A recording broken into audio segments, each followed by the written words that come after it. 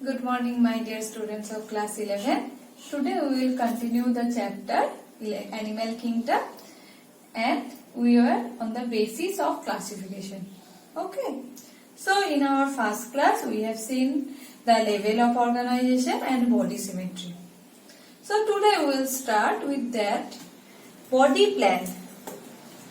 What is that? Third number is body plan.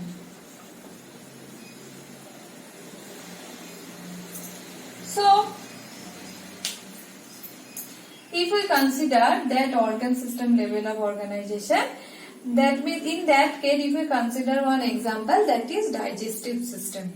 In some organism, the digestive system is with mouth and anus, and in some that one opening is there that serves as both mouth and anus. That means how many openings are present. If single opening is present, that type of system is called as incomplete, and if both two openings are present, one for mouth and another for anus, that is called as complete system. So,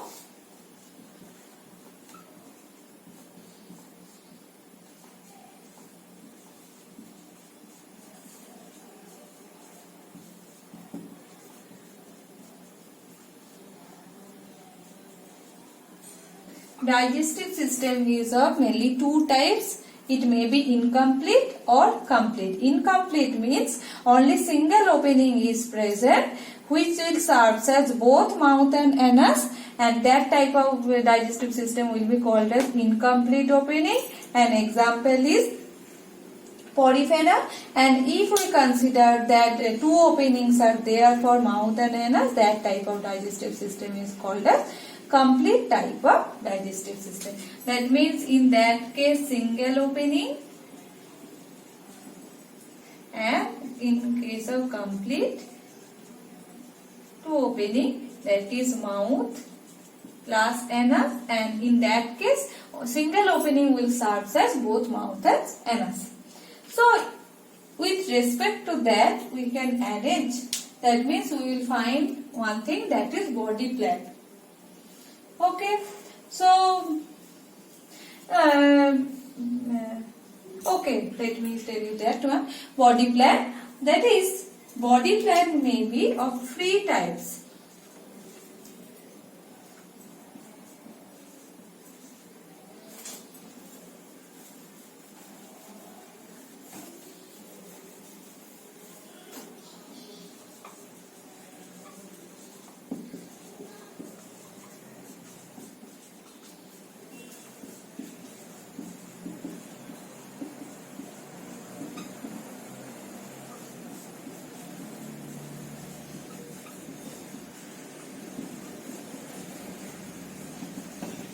What I have written: cell aggregate body plan, blind sac body plan, and tube within tube body plan. First we will understand that cell aggregate body plan. Cell aggregate body plan means in this particular type, body of the animals has a large number of cells, but they are not grouped into, they are not arranged into tissues and organs.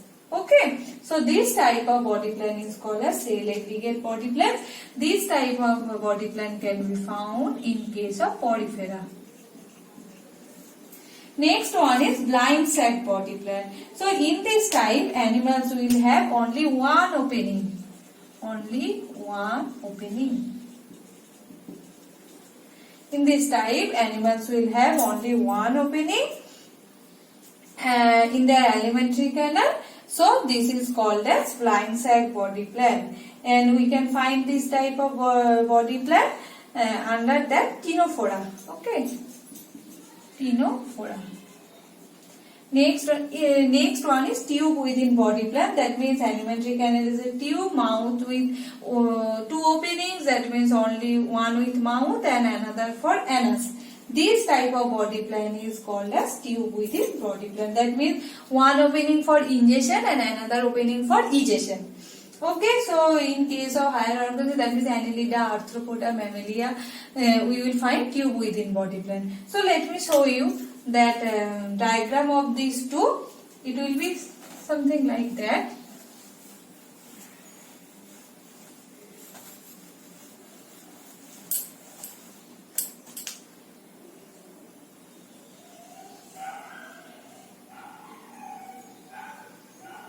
Okay, that means that only one opening is present.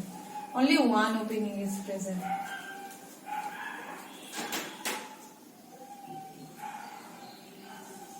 And if we consider the tube within a body plan, that means on two openings are present, one for mouth and another for anus, one for ingestion, another for ejection. And in that case, blind side body plan, only one opening will be found, that will act as, will serve as both mouth and anus. That means for both entry and exit. So next we will read that germ, diploblastic and triploblastic organisms.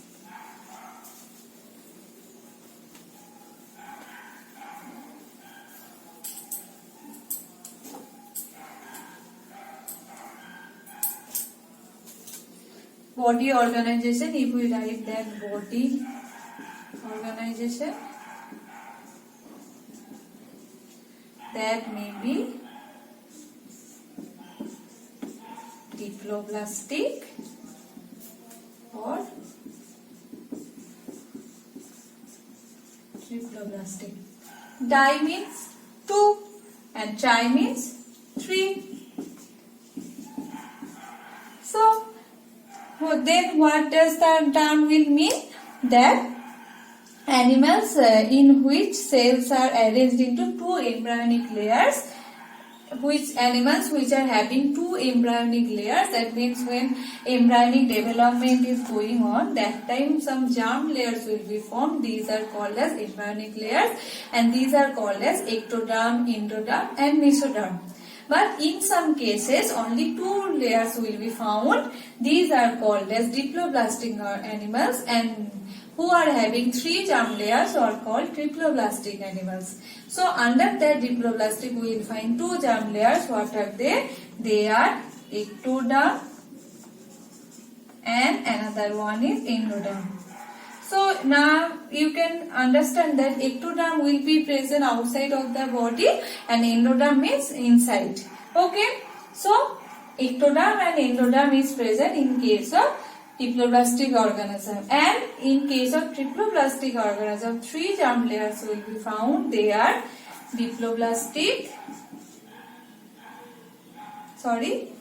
ectoderm, mesoderm and endoderm. Ectoderm, mesoderm and endoderm.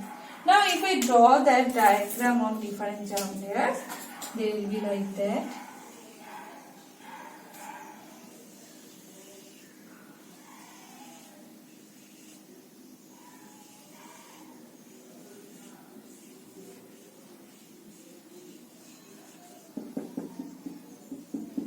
If we consider the outside layer, that is called as ectoderm.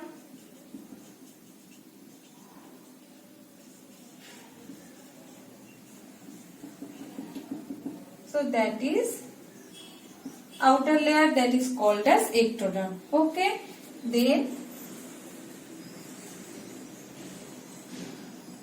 an inner layer cells will be there.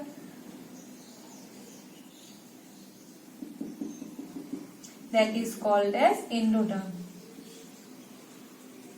That is called as endoderm. And in between that ectoderm and endoderm, there will be another layer which is called as mesoderm. But in case of diploblastic animal, we will find another layer which is called as mesoglia. So in between ectoderm and endoderm, an undifferentiated layer is present which is called as mesoglia. In case of diploblastic, we will find 2 germ layers, that is ectoderm and endoderm, and in case of triploblastic we will find 3 germ layers, that is ectoderm, mesoderm and endoderm.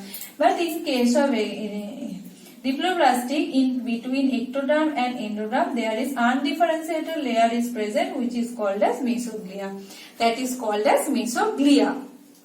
So what are the examples of diploblastic animals and what are the examples of triploblastic animals? So from before platyhelminthes, all those animals are diploblastic, and after that from platyhelminthes to chordates they all are triploblastic. That means if we consider before that layer, that means Porifera or Colenterata, they will be diploblastic, but from platyhelminthes to chordates they will be triploblastic animals. Okay. So next, if we consider the circulatory system, as we have considered digestive system, we need to know also circulatory system. Circulatory system is of mainly two types.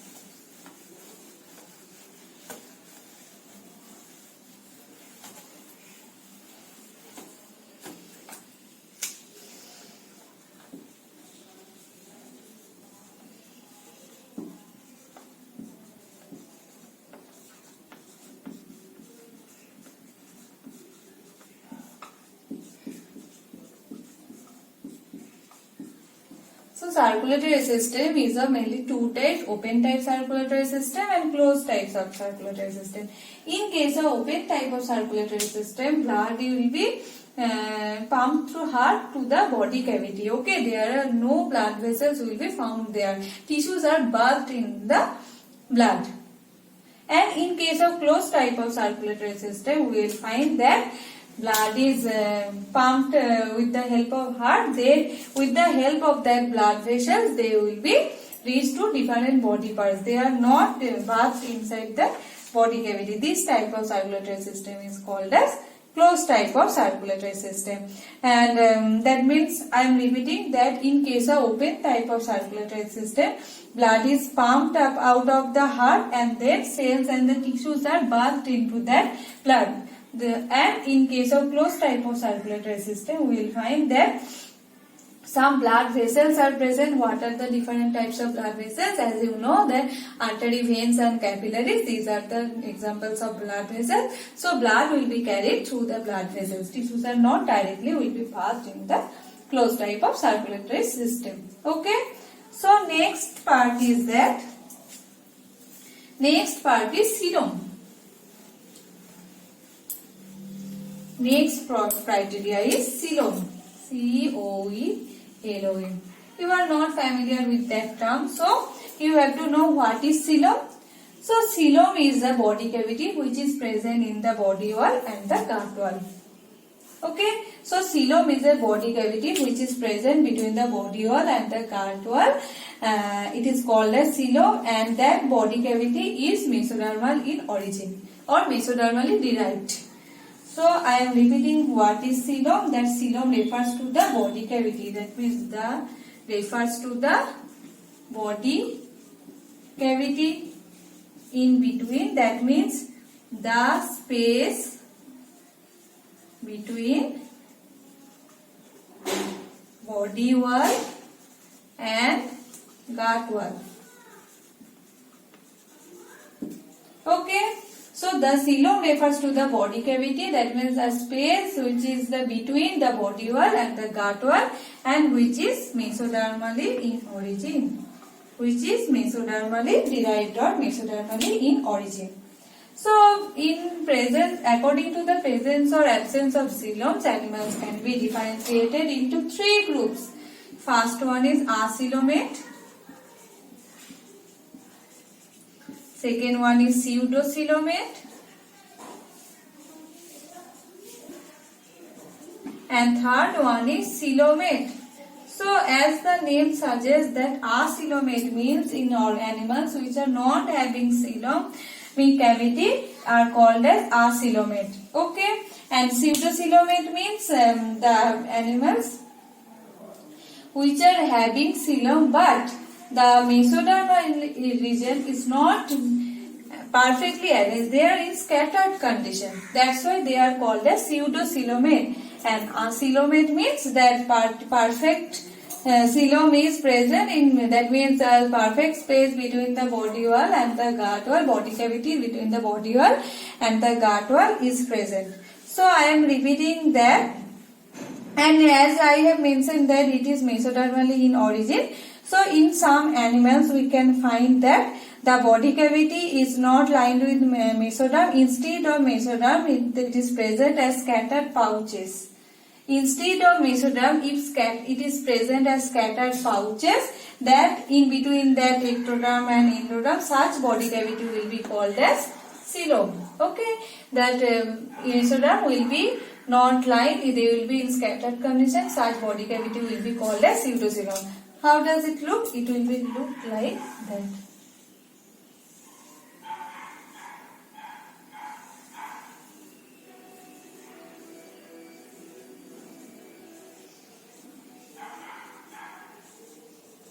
Okay, so that is called as, the scattered pouches are present, that is called as pseudocoelom, and that animals which are having pseudocoelom are called as pseudocoelomate. So what is the example? One example is there, Aschelminthes. Okay, Aschelminthes is example of pseudocoelomate. And next one is that is acoelomate, that means the cavity is absent, in which that cavity is absent are called acoelomate. So example is Platyhelminthes.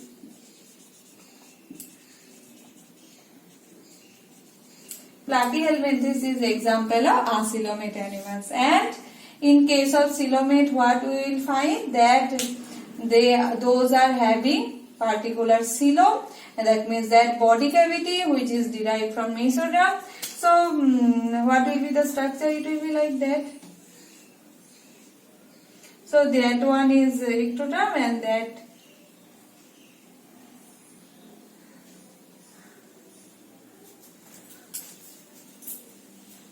is acoelomate, in which, so that is ectoderm, mesoderm, endoderm. There is no body cavity. Okay, that's why it is called as acoelomate. And how coelomate will look like? Coelomate will look like that.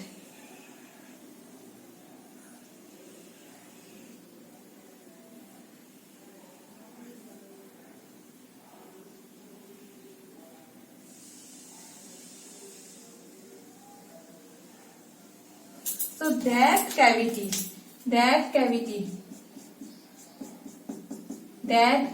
is called as coelom. Okay, and these are called as coelomate. What are the examples of coelomate animals?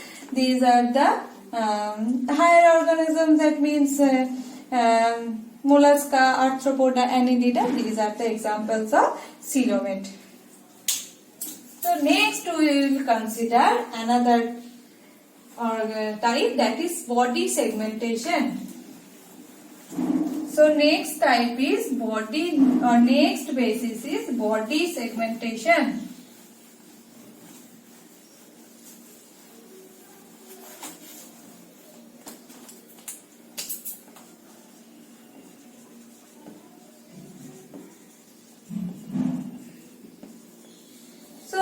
We find that in some animals, body is externally and internally divided with segments with a serial limitation of at least some organs. So in some animals, we will find body is externally or internally divided with some serial limitations of organs, and it is called as body segmentation. And you will find that in case of annelida, that means arthra, some ring-like body segments you will find, and this type of segmentation is called as metameric segmentation. Metameric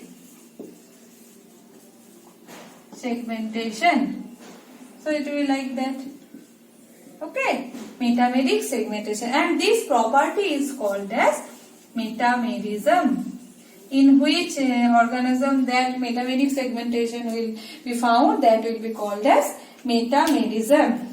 And that segmentation, and this each segment is called as somite. As we know that soma means body, so in animals that each segment is called as somite. And there are two types of segmentation. So first one is metameric segmentation, where segmentation will be In similar type of segmentation, that means external division correspond to the internal division with some division of organs. But in some cases, another type of segmentation will be found, that is non-metameric or pseudo-metameric segmentation. So in this segmentation, segments are not embryonic in origin and they are bounded of letter. Okay, budded of letter. And segments are more or less our segments are more or less independent. Okay, so these are the examples of segmentation. Next, if we consider the skeleton of our body, we will find mainly two types of skeleton. So if we consider that skeleton is called as exoskeleton and endoskeleton, we will find that. So what is skeleton? Skeleton is the supporting network of the body. It gives the shape and protection of the body. So what is skeleton? Skeleton is a supporting part of our body. It gives that means it is supporting framework of our body that gives support of our body. So skeleton is of mainly two types, exoskeleton and endoskeleton. Exoskeleton, in that exoskeleton we will understand that it is present outside of the body and it is present inside of the body. That's why it is called as endoskeleton. Okay, and it may be made up of living or non-living materials, and it may be living material. And they are generally generally ectodermal in origin, and endoskeleton are mainly mesodermal in origin. So what are the examples? Like claws, hoof, feathers, scales, nail, hair are examples of exoskeleton, and some rib cage, skeleton, cranium, these are the examples of endoskeleton. So next we will consider another part, that is notochord.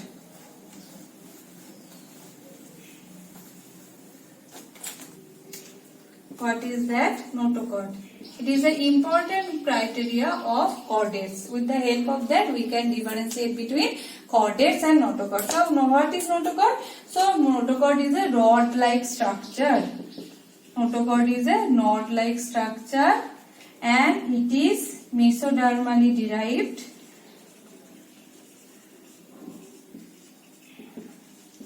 So it is rod-like structure, and when it is formed and where it is formed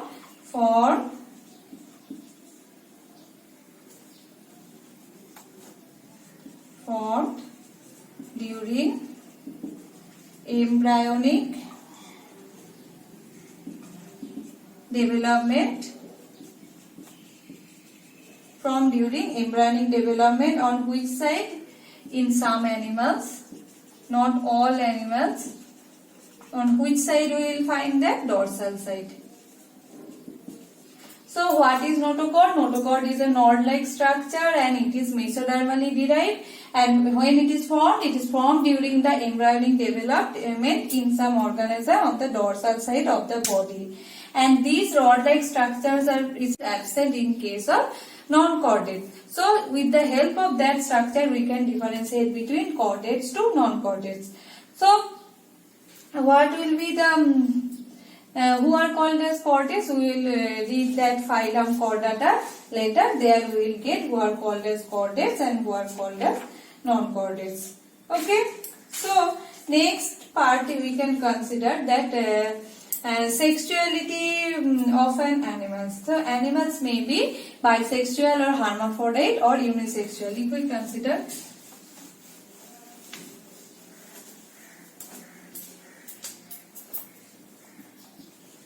sexuality of any animal, that means animals may be unisexual or bisexual, and that condition is also called as hermaphrodite in some animals. Okay, so unisexual means they exhibit only one character, that means male and female body will be different, and in case of hermaphrodites both male and female reproductive organs are present in the same body. In case of unisexual, they will show sexual dimorphism, and that means male and female reproductive part will be present in different body, but in case of bisexual they will be present in same body.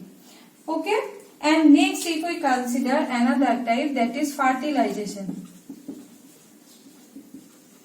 Okay, So after fusion, that means fertilization, where the fertilization will be happen. So according to that, it will be external fertilization and internal fertilization. If fertilization occur outside of the body of an animal, it is called as external fertilization. Examples are fishes.